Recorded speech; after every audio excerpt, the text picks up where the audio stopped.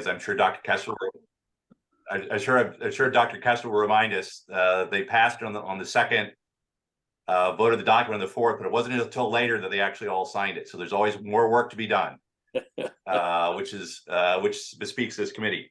So we have a couple of items here. This shouldn't be a long or complicated meeting, but our main purpose is to approve a compensation report that would go to the board. This is a requirement of the Board of Governors to keep us moving along. So with that, the first thing we need to do is approve the meetings from the last meeting of May 17th. Have a motion to do so? So move. And a second? Second. All those in favor say aye. Aye. Great, then we can move on to our main order of business. We have a couple of representatives from the Mercer team, which was the group that we requested to do a compensation analysis. Lynn Harper and Gary Lawson, and they're going to kind of go over their analysis and do a presentation. So, Christy, can we go ahead with that? Yes, and Lynn, I've made you a co-host, so you should be able to share your screen. Okay, I will Do not. do my very best to do this. Share screen. Here we go, share. And then I will put this in presentation mode, hopefully. How's that? Can everyone see? Yes. Mhm. Yes, I can see. All right, great. So thanks for having us. Yeah, we wanted to go over our market analysis for the president position for New College of Florida. We're going to go through kind of our methodology, how we arrived at what that market should look like. Then look in a little more detail at the benchmarking, and then a little bit on contract provisions, because in addition to base salary, there's other things that are offered to presidents, and we wanted to kind of give you a line of sight into that. Any questions? Okay. So in terms of methodology, one of the things that we look at, as I said, it's not just base salary, but we look at all the different types of compensation that's out there kind of for higher education presidents. So we have annual incentives, which we're seeing more and more of that in the market, but it's not so prevalent in all markets.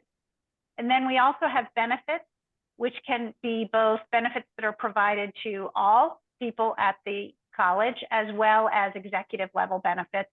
And then perquisites, things like housing and auto allowances and things like that. So when we talk about all of those things, we call that total remuneration. So we just wanted to share that with you.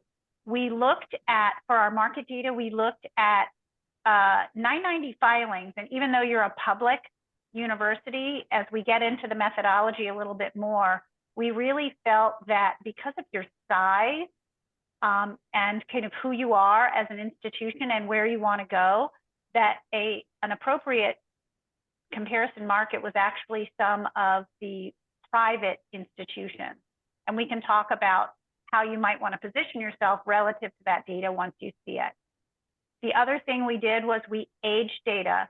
People provide data at different points in time. So we bring that data forward to today, well, July 1st.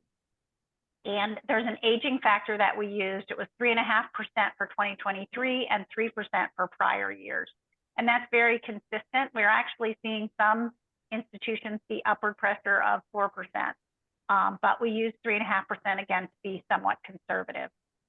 As I said, we looked at the three different types of compensation: base, total cash compensation, and total remuneration. But we look at it as a range of pay. We're not looking at average. We're looking at that distribution, the 25th, the median, or the 50th percentile, the 75th, and the 90th percentile, because we know that pay is distributed differently for different types of executives. And then in benefits, we reviewed the benefits that you provide to your interim president just as a frame of reference, so that you can see where you are now with your interim president. And then we annualize any partial year payment when we need to do that. So that's kind of the methodology. This is a look at the peer group. And as I said, while you're a public institution, we really felt that the not-for-profit private group that you see here on the right are fairly representative. We considered your reputation, that you're a performance-based culture, and your strategic growth. And we found these 13 institutions to be comparable to you all. You can see some of the basic information. Further in the back, there's more detail about kind of how you stack up on other parameters.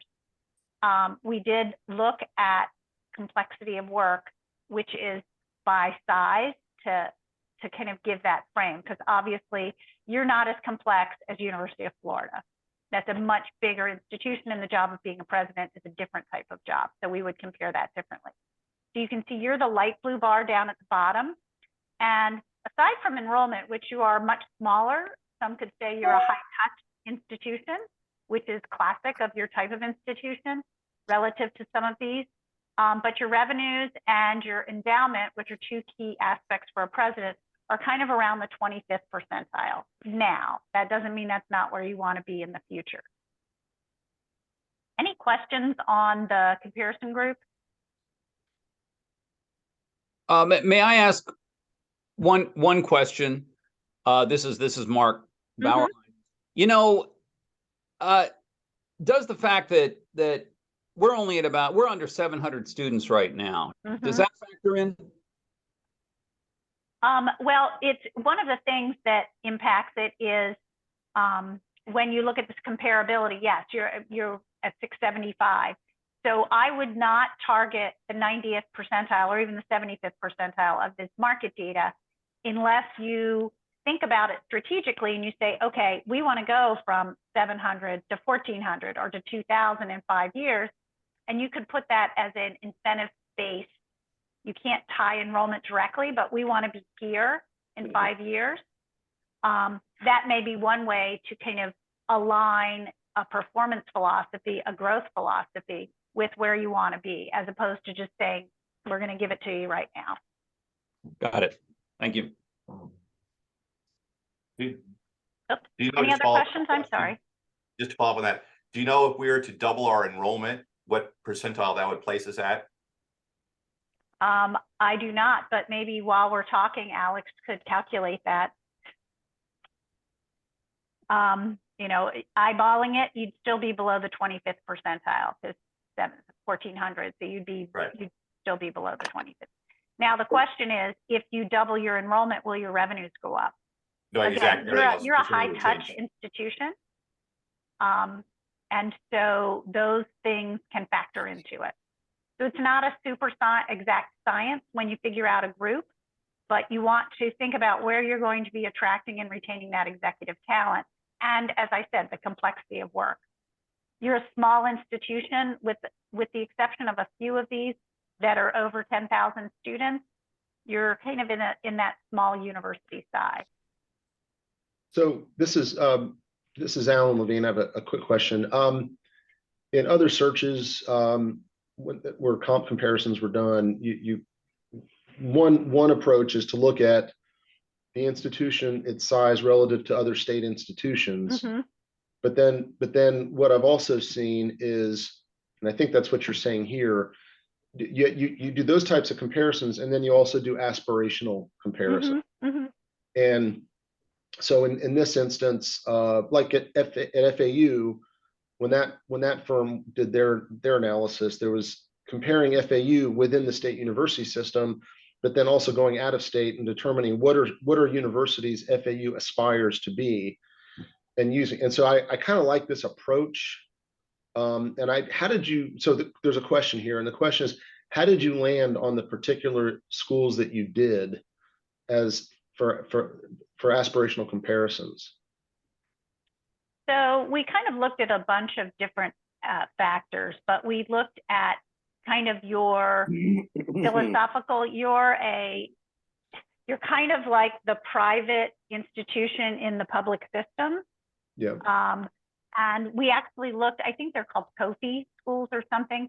We looked at all of those types of institutions, and with the exception of maybe one, a lot of them are in very rural, very kind of remote areas. So it makes it, again, more difficult to do comparison. So we looked at kind of urbanization. And so it's really, that's where the art and the science are. We want to have some benchmark. Oops, sorry. Hit my thing. We want to have some benchmarking, hard numbers, which again, getting you in that range is important. And again, as a committee, deciding what the right offer should be for your executive, and we'll get into that in a minute, is really, this is what the market pays. This is what a market of people who would be presidents of something you would be attracted to would look like. How you want to pay your candidate depends on the candidate and their experience, and then how you want to divide up those pay elements to make sure that you have, you're driving the right result. Lynn, we call ourselves a public liberal arts college, inviting comparison to other public liberal arts colleges. There aren't very many. No, St. Mary's is near me, so I know that one in Maryland. Yeah, if you were to include those in these benchmarks, what would they show? Well, if you know. I don't have the numbers in front of me, but they're all there. They would probably look similar on this spreadsheet. However, I'm not sure that they would, that's the pool where you're going to be attracting talent from. Hey, Lynn, this is Henry Smith. What goes into that total revenue number? The total revenue number, this is from iPad, so it's what's reported in iPad. And so it's... Sorry, you got me. What is that? What I'm sorry. iPads is the Inter-Post-Secondary Education something or other. It's a federally required, federal requirement that you record a bunch of data to the government. Okay. At the bottom of the numbers, iPads, integrated post-secondary education data system. Not that tells us anything. But yeah, I know. If one is, I mean, roughly speaking, is it tuition plus state aid plus? Yeah, it's most of the revenues, and again, because of the types of institutions here, you're not going to get your research revenues or things like that. Right. Okay. And that's not a typo that Grinnell has over $2 billion in their endowment? Yes, they have a giant endowment. Okay. For the size of institution. Yeah, exactly. Yeah. Okay. There's a couple of them like that. All it takes is somebody like Henry Smith kicking in. Yeah, big number. one big splash. Excellent. So this is the compensation benchmarking, the numbers. So one of the things that we wanted to say, because you are a performance-based, at least we heard that 90% of the comparison group provided an annual bonus. This is something that a lot of institutions don't realize. And I work with a lot of larger publics, not as many smaller publics, but in the public institutions as well. For the president, at least, there is a lot more incentive-based pay than the rumors that are out there. So, and you can see there's a big range from 70K to a 700K. And so that's something to think about when you're thinking about how you want to structure compensation. The median, when you think of it as a percentage of pay, was around 30% of salary. And we gave that 20% was at the 25th percentile. So even those who had a lower percentile, it was still 20% of their salary was in annual bonus. and your bonus is currently 15%. So just to give you some magnitude there for your interim president. When we look at total remuneration, again, those are those employee benefits and perquisites. 50% of this peer group, and again, these are not for profits, they're not public institutions, provide what we call a supplemental retirement contribution. And you provide a supplemental at 15%. So as you look at this, you can see, here we go, we layer on each of the pay elements, base salary, total cash, total remuneration. And again, just as a point of reference, we put what your interim president is making. So we think about base salary between the 25th and 50th percentile. When we think of total remuneration, same thing, doesn't improve that pay positioning. And again, you're of a size closer to the 25th percentile. So I don't think that this is saying that your current interim president is under market. Any questions on this data? He's not under market or over market. Mm-hmm. Mm-hmm.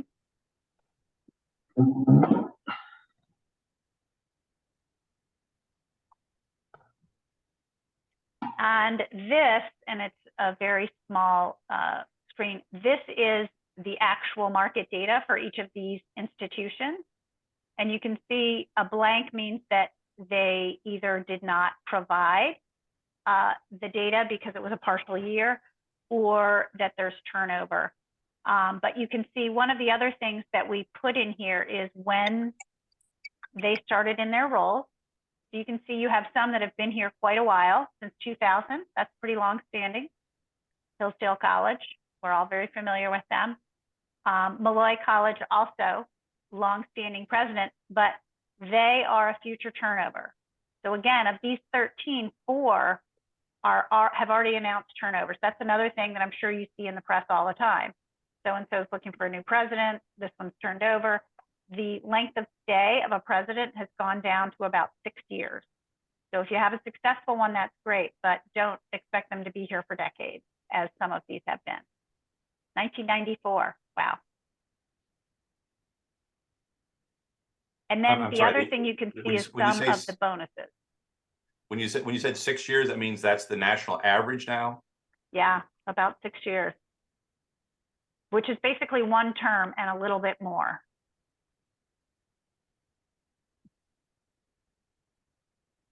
Hey, Lynn, what is included in deferred compensation? So in deferred compensation, there are 2 things. One is the compensation that it's the retirement compensation, your standard contribution that everyone gets. And then the other thing that gets included in that would be a supplemental executive retirement plan. And there's a better, if you have a 403B or one of those, and Alex is my benefits specialist, so he can speak more highly of it, more in detail. But generally, if you see numbers in the hundreds, that means that there's a supplemental executive plan. That's why you can see there's quite a few of these. If it's 17,000 or 20,000 or 25,000, those are probably do not have a supplemental plan. Yeah, so on the 990, we're not able to see the specific plan details. We do get notes about whether or not there are supplemental plans, but yeah, as Lynn stated, there's 2 types of plan there, qualified and non-qualified plans that are both reported in there. So the lower values are the ones that we're saying that those broad-based qualified plans. And then if you look at High Point University at that 525K, we can tell that that's a supplemental plan that is received by the president there for basically compensation above what is provided in the qualified plan. Okay, thank you. And just for those of you who like numbers, the way we present this, because we've had people question us, is the numbers on the top below this summary are how they're actually provided on the 990. And again, 990s are not brand new. The summary data is where we age the data. So if you took all of this and put the 50th percentile, it's not going to be 730. It's going to be something lower than that. But that's because we aged that data.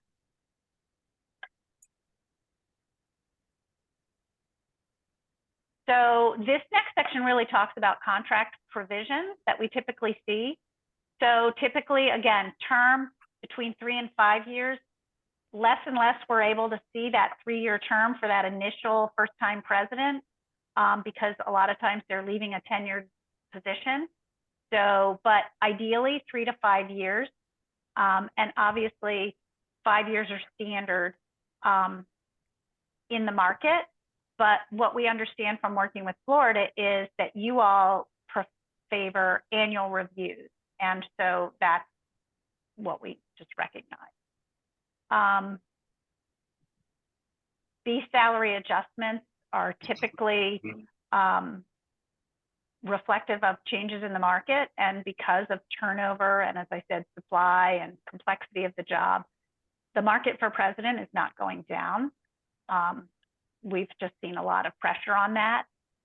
One of the things we found in Florida is that predictable increases mean less times going back to the legislature, so that could also be something you might want to consider. A signing bonus is not prevalent, and performance review, that's another thing. Again, if you're going to try and have more predictability and not going back to the legislature for increases, you can build some predictability around your performance reviews and what you're going to review.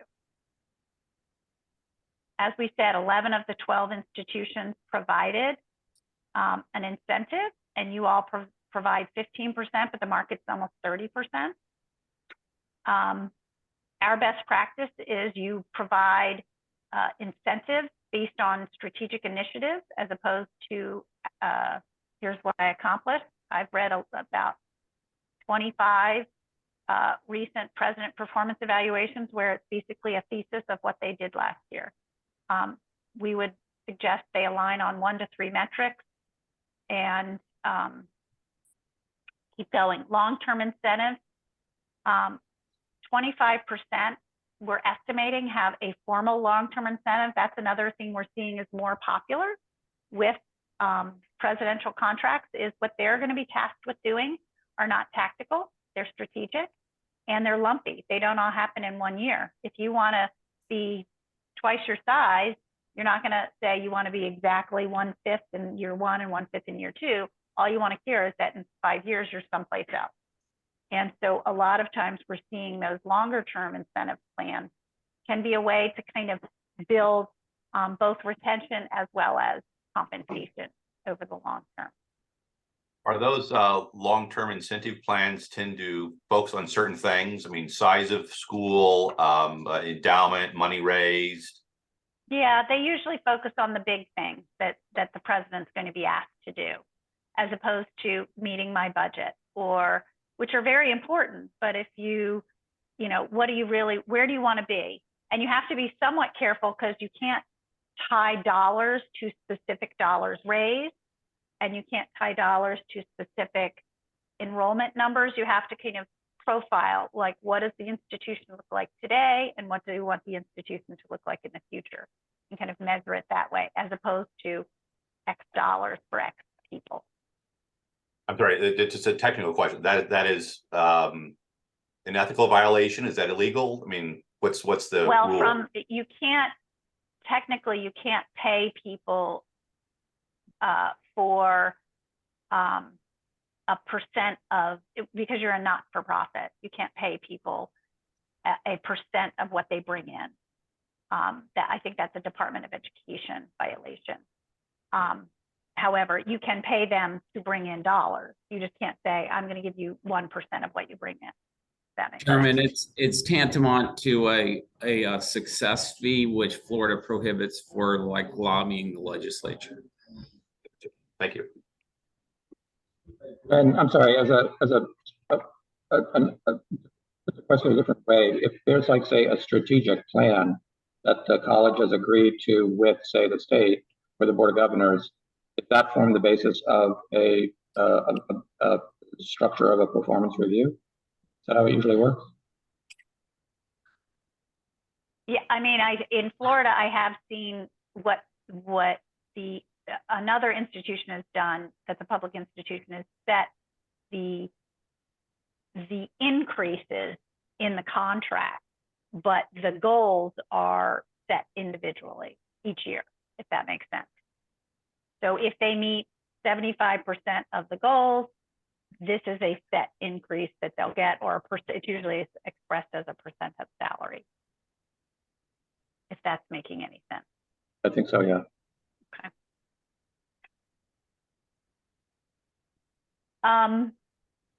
These are just some best practices on long-term incentive plans that we've seen. It's multi-year. CAS, unfortunately, very hard to defer compensation in a public institution beyond a certain period of time. I'm looking at these real quickly. Tax exempt organizations usually have a threshold and a maximum. And so again, we like that practice, even though you're a state institution. So you say, if you don't get at least 80% of this, we're not going to give you any bonus. And if you get over 150, we can't just keep paying you forever and ever because you're a public, public entity. So we're going to cap it at 150. And that's kind of the market that we see.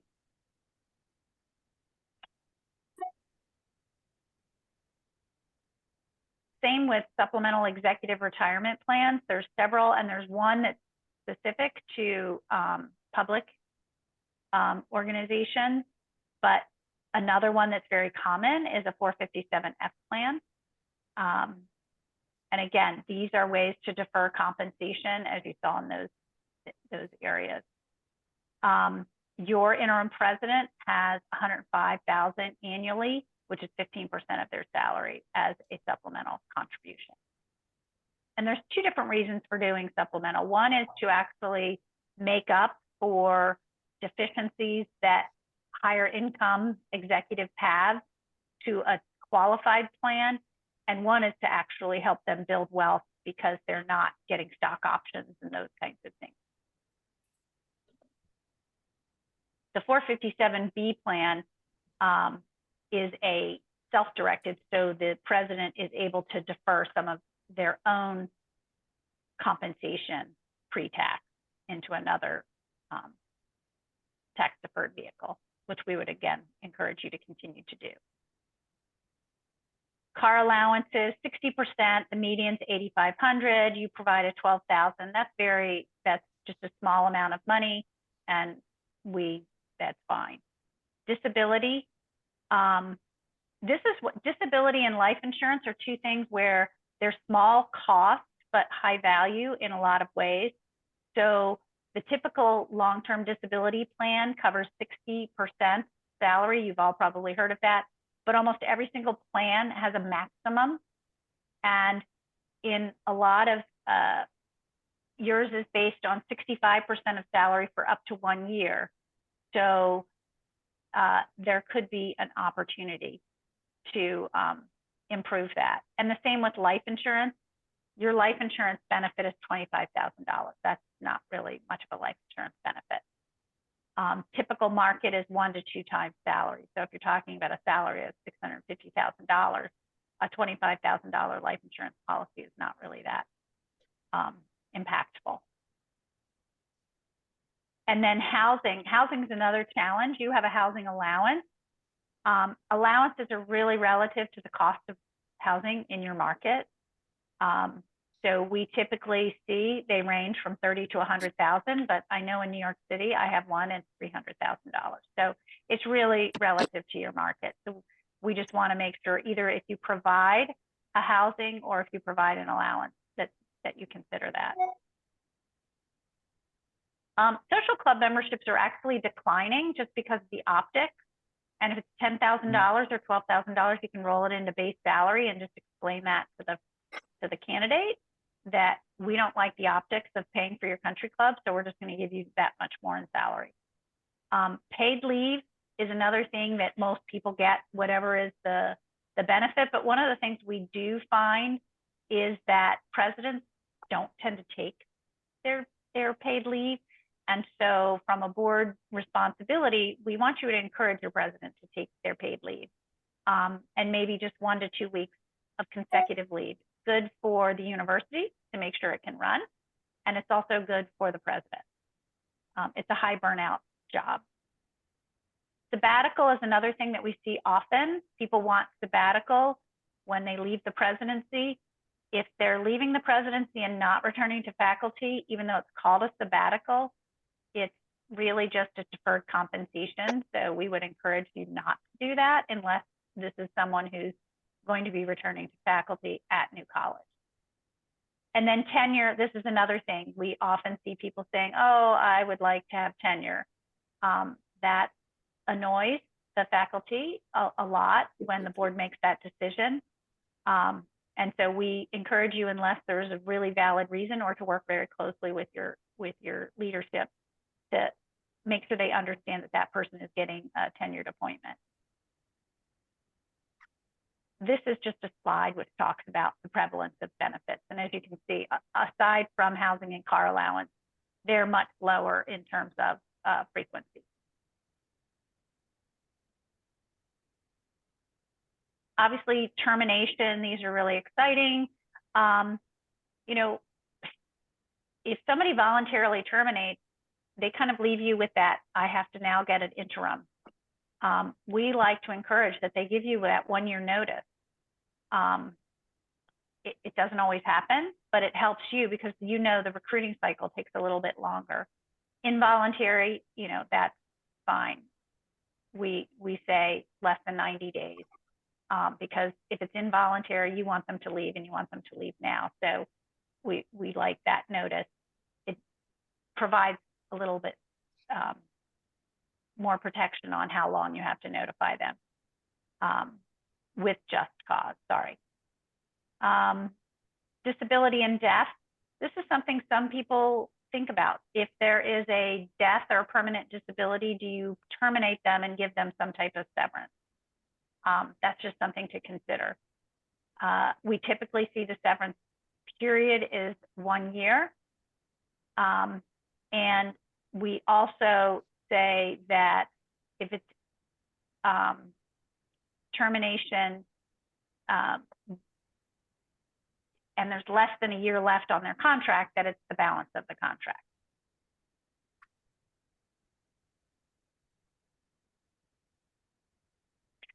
Tuition remission is usually pretty standard. Expenses, it's important that the expenses are at least tracked by someone on the board. So that's good and it's reasonable.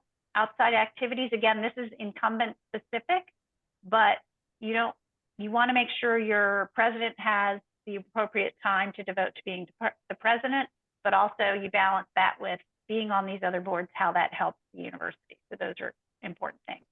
And then the last things are just standard terms you want to make sure you include. So that's really it. Any other questions? I don't know what's in the appendix. Oh, this is your current, how your current interim president stacks up.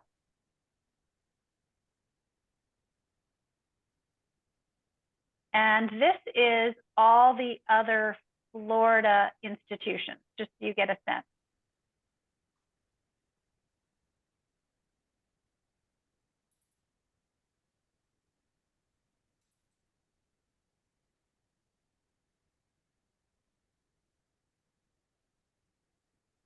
Again, you have such a variety of different types of institutions in Florida that it's really hard to make that a peer group, but we did want to share it with you.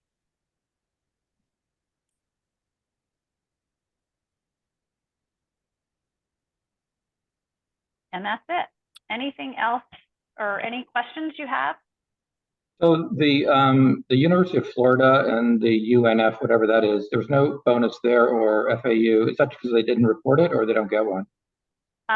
Well, it's because Ben just became the president. So he has and I forget, Alex, we know how that is. Is that part of his other, or will that be recorded next year because he's new? Yes, that will be reported next year, I believe. This is the actual bonus received as of the last period. Is there any way to know what the predecessor got? I think we have the information on what he got. So the UF president prior to Ben Sasse actually received his performance through his base salary increases each year. Okay. That's right. So he did not receive an actual like award. So his performance was, if he achieved his performance, he got a 4% increase, I think it was. Is that right, Alex? Yeah, and it was at Target like a 3. And at Target, he got 3, and Exceeds, I think he got 5 or something like that. And again, they did that intentionally so that they would not have to go back to the legislature and say, hey, we've looked at the market again and the salaries moved this much and we'd just like to increase it. Thank you.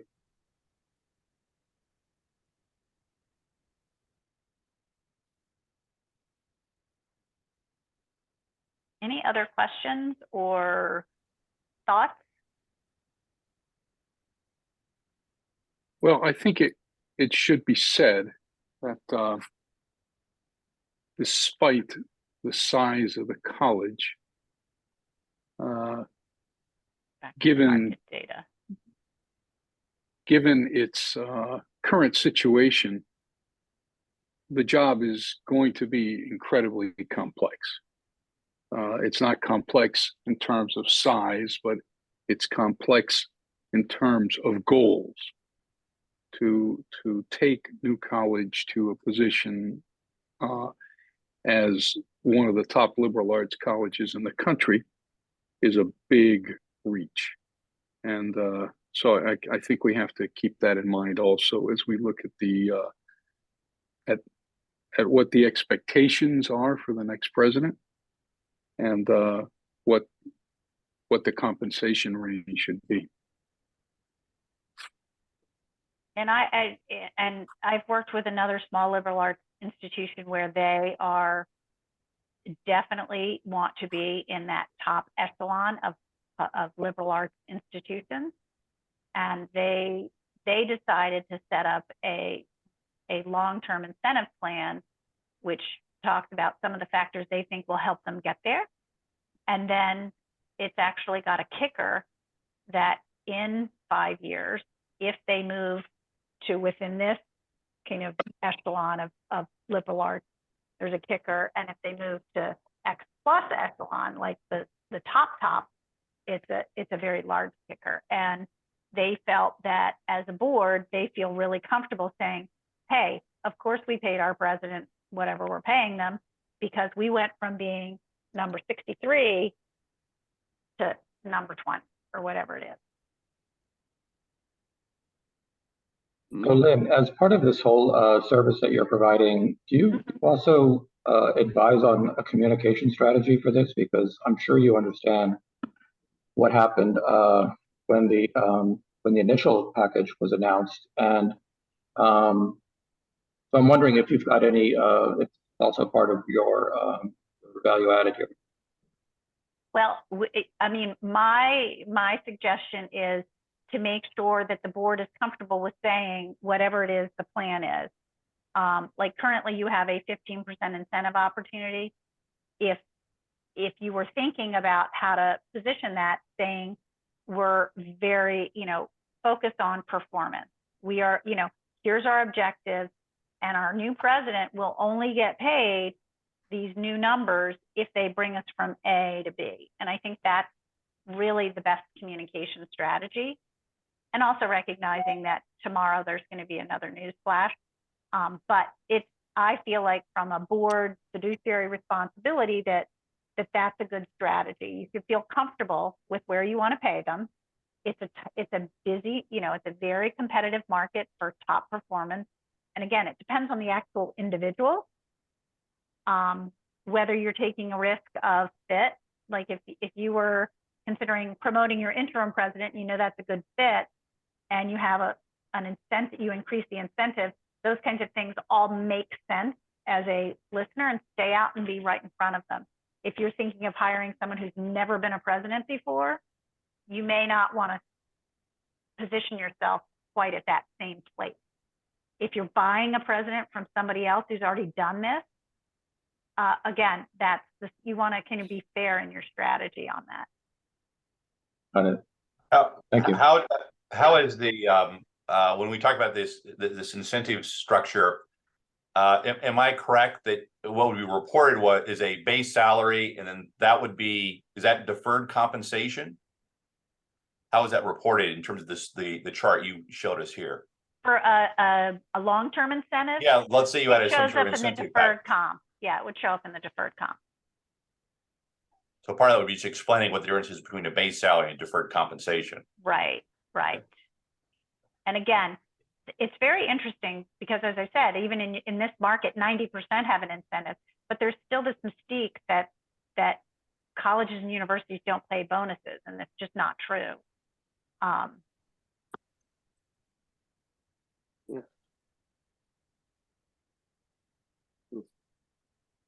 Pretty I'd like useful, to and move, yeah, I'd like to move approval of this base salary and total compensation range in accordance with the document we have in front of us. Yeah, just for the record, before we proceed to that, I did want to know, we didn't know at the beginning, but Ms. Fitzpatrick, correct me if I'm wrong, but we have no public comments at this meeting. Is that correct? That's correct, Mr. Chair. Yes, sir. Okay, I just wanted to make that for the record, so we have that recorded. In terms of Baobab's motion, just to clarify, this is a document we have. What we took was from the Mercer report, from the 25th and the 75th percentile, but divided it into base salary and then total compensation, precisely so we could keep report the ranges correctly, so we know exactly what we're doing, but also take into account the possibility of what Lynn has very nicely described as that kind of package. So there's a motion from Bob Allen to approve that. Is there a second? And Mr. Chair, you're approving for transmittal to the Board of Trustees for the actual approval. Correct, which is tomorrow. Correct. Yeah, so we're approving this range based on their report. This would go to the full board for their approval according to Board of Governors regulations. Correct. This is our Second. recommendation. Dr. Kessler, seconded. Any final discussion before we just move to a vote? yeah, Matthew, let me ask you a question. Is there any anticipation of, getting ahead of this in terms of communication strategy to explain clearly so that we can avoid what happened the last time? No, I think the general answer to that is yes, which is precisely why in the document we're approving to proceed, I want to make sure we made it clear there's a difference between base salary and total compensation. Yeah, exactly. So I think that we would, and hence my question about incentives, I think that's got to be really clarified. But also I'm pretty comfortable saying, based on this report, that our base, the range of our base is fine. But also the base, the range you're giving does not mean that's necessarily determines what you're paying. That's the range we're providing the board, which would be in the marketplace for them to approve. Yeah, I agree. And I think, frankly, this kind of covers our flanks here in a way that wasn't there at the initial determination. So whatever my suggestion is, that whatever the communication is, that this be well represented in it. So, and if I may, Mr. Chairman, you have also a firm that has performed the analysis with specific instructions as to the components to analyze that are enumerated in the BOG regulation. So you essentially have hired a third-party objective professional to make recommendations to this committee and ultimately to the Board of Trustees. And we give them the job description document that we previously approved as a basis of that. Dr. Kessler? I just wanted to ask if members of the committee will receive a copy of the report or could receive a copy of the report for their own purposes of familiarizing themselves with it in order to If we need to devise arguments. Yeah. go Chris, you can forward. clarify our council. This is now a public document, as I understand it, now that it's been briefed. Yes, and the members of this subcommittee are entitled to have a copy of this report. Mr. Chairman, Yes. this is Alan. I just a couple of comments as to the motion. I think there's going to be a tendency among some to try to compare this role with only state institutions. And I think it's important to point out and clarify that comparison to other state institutions is not unreasonable, but it's also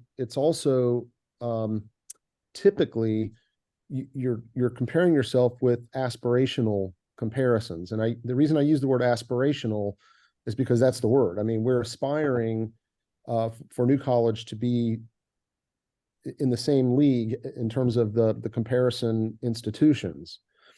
And in so doing, we're competing for the same pool of talent that those institutions are competing with. I heard something said earlier that there's, I think, 2 or 3 of the aspirational comparisons are going to have turnover.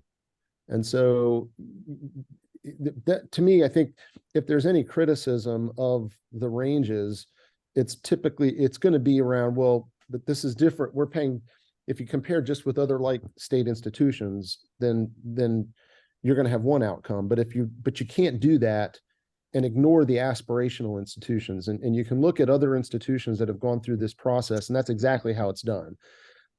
So I do think I do think it's relevant and important to really explain that there are 2 ways to do this, and you have to do it both ways if you're aspiring to be something different than what you are today.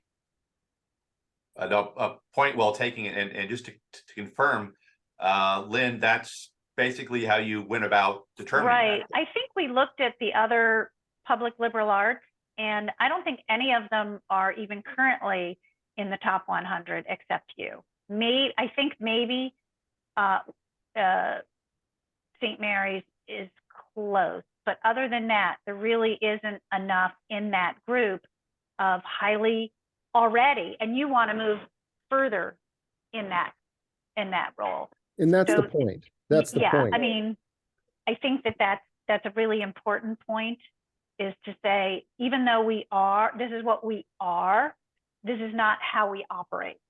And a president's job is more reflective on how we operate.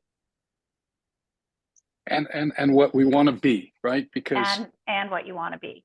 right, because and the because articulated goal of the president of the college is to make New College the top liberal arts college in the nation, which means we're going to be competing against colleges that are private and presumably pay one heck of a lot more. So I really appreciate the fact that you've given us this range, which puts us solidly within the University of Florida State University system ranges, but it also puts us within the aspirational ranges. And again, if the motion to the board is to say we believe in a performance-based contract, we want to pay base salary, because you got to pay a base salary this market, but we want to have that flexibility. I think that's a strong message as well. You know, if you don't mind, I'd like to throw something else in here now. It seems to me like the original narrative of the world is coming to an end and the barbarians are at the gate has subsided, and that leaves room for a counter narrative. And I think this is part of that. And I'm wondering whether a communication release or a news release is really sufficient for what we're trying to convey here, and maybe we need something that is a little bit more along the lines of an editorial or something like this, a longer piece that lays out why we are doing what we are doing at this time. Oh, okay, all right. Well, I think that's a conversation that maybe Alan can have with Richard, or one of the trustees can have with Richard. But I think it goes beyond the purview of the search committee. And but I encourage that conversation, obviously.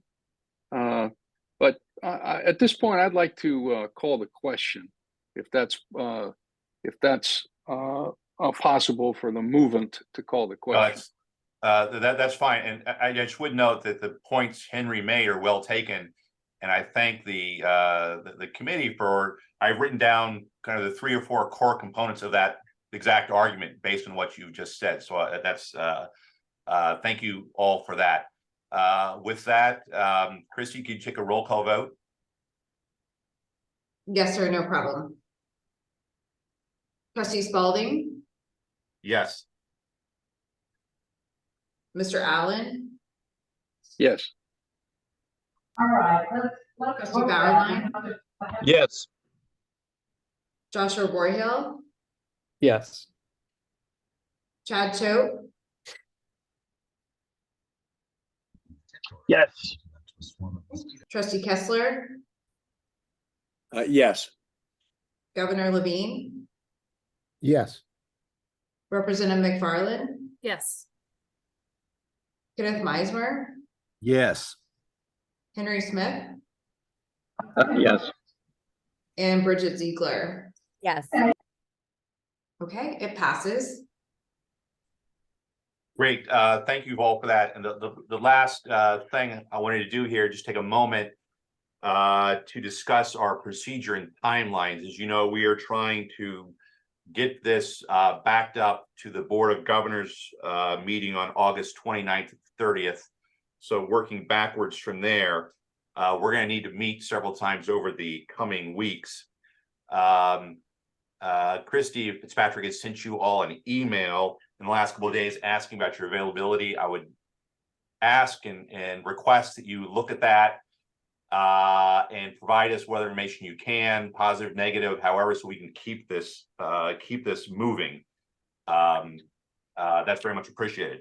I'd like to mention a couple of things to make this interview process proceed.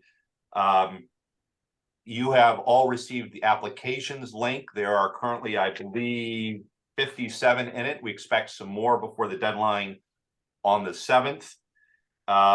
Start looking at those, reviewing them. If there are people you think deserve calls, we need to move along with haste. We'll hold our first shade meeting on July 10th to discuss those candidates before we immediately proceed into Zoom interviews with them, which we will set up as quickly as possible. And one thing I'm going to do as chairman of this committee is I'm going to create a subcommittee for very practical purposes. When we do our Zoom interviews, everyone, of course, is invited to attend, to listen in, to send in chat questions if so. But I would like to appoint a subcommittee, which we haven't determined yet for sure, but of say no more than 5 people to actually conduct the Zoom interviews. The size of the committee would be impossible to actually get through these conversations in any timely manner. So I'll have more information to send you on that. But having said that, even with the subcommittee, everyone is looking at them. You can send in your rankings. You can send in questions of those we are having Zoom interviews with, and of course participate in, or at least sit in on those conversations. But a subcommittee will be the ones formally conducting the interview. And then Chris will reach out to you about that. You have, she's also sent you a general timeline of schedule. Chris, is there anything else you want to mention about that? We're planning to do in-person meetings on campus the week of August 7th. Those in-person meetings, any member of the committee can and should attend, meet the final candidates. And our objective then would be to get a small list to be determined. We haven't decided quite how to proceed with that. But a small number we would then send up to the full board with our recommendations. Mr. Chairman, Yes, Alan, please. just a process issue, and you may want to have the general counsel, Mr. Galvano, reach out to Rachel, the general counsel of the Board of Governors. There's been some questions with the new law and the exemption from the Sunshine Law for the purpose of keeping the names of the candidates confidential. And Bill, you can probably state this more eloquently than I can, but we still have to comply with all other provisions of the Sunshine Law that are not specifically exempted. So for instance, voting on reducing the list of candidates that are going to come for an interview, you can do ranks, but you can't send them in. We actually have to have a meeting, even if the meeting is in the shade. We have to, each of us has to publicly vote, not publicly, but vote for the sake of our other colleagues, has to vote, whether they vote on a ranking or whatever, but each member of the committee has to be able to see how everybody else is voting, because that provision of the Sunshine Law wasn't waived with the new statute. And so it's a little bit of a challenge from a process standpoint, but it's important so that there's no straw polls or anything like that. No, I understood, but correct me if I'm wrong here, and this is also for the council. I don't see any reason why that precludes us from people having their rankings in mind. Can they send them in such that when we meet as a full committee on the 11th to determine who will be a Zoom interviewed and we discuss it, we can actually have some degree of a slate as opposed to going through and voting on 60 different people? Well, and Bill, I can talk to you about it offline, but I think the answer to that is, I don't think there's different opinions on this. But the sending it in is effectively a straw poll. You're using that information for the purpose of reducing the number of candidates. And so that precludes each person from being able, like, one way to handle this, I think, is if you said, okay, pick your top 6 or your top 7, and then we meet, have a Zoom call, and we articulate who each is top 7. Like, I'll tell you who my top 7 are, and then everybody sees how everybody voted. Right. I think the catch here was the sending in. But the intent was always that I think what the chairman had discussed was have people start doing their homework. Right. And then we could vet it at the meeting without it going clearing prior. And I appreciate your comments, Trustee Levine. Thanks. Anything else on those questions to add? Or I would just remind everybody that the applicants and candidates are afforded protections, and you've all signed non-disclosure agreements, and just, make sure you're aware of that as you're looking at these things. I have a question. Mr. Chairman, you said the meetings would be in person. What if we can't attend? the initial meeting would be Zoom, but the ones on campus would be in person. And if I can't be there, do I participate by Zoom?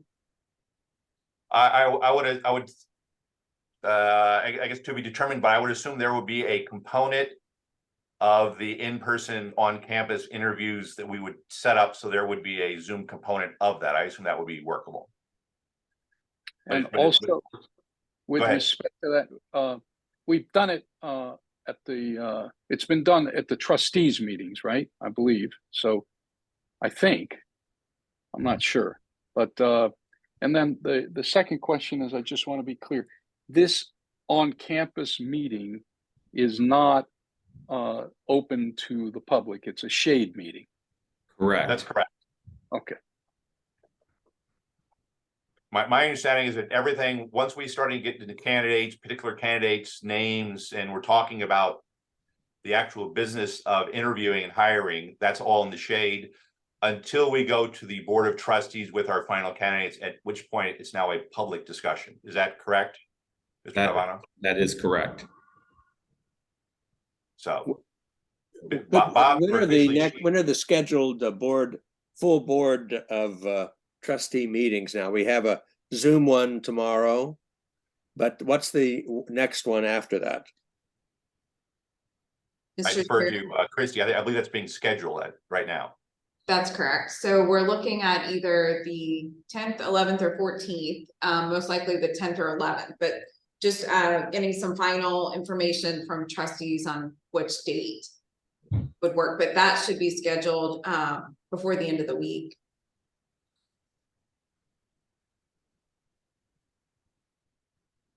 Any other questions? If not, we've gone past 4. I didn't want to keep you too long. Thank you very much. Hearing none, this meeting is adjourned. I thank you for your time. Thank you. Thanks, Chairman.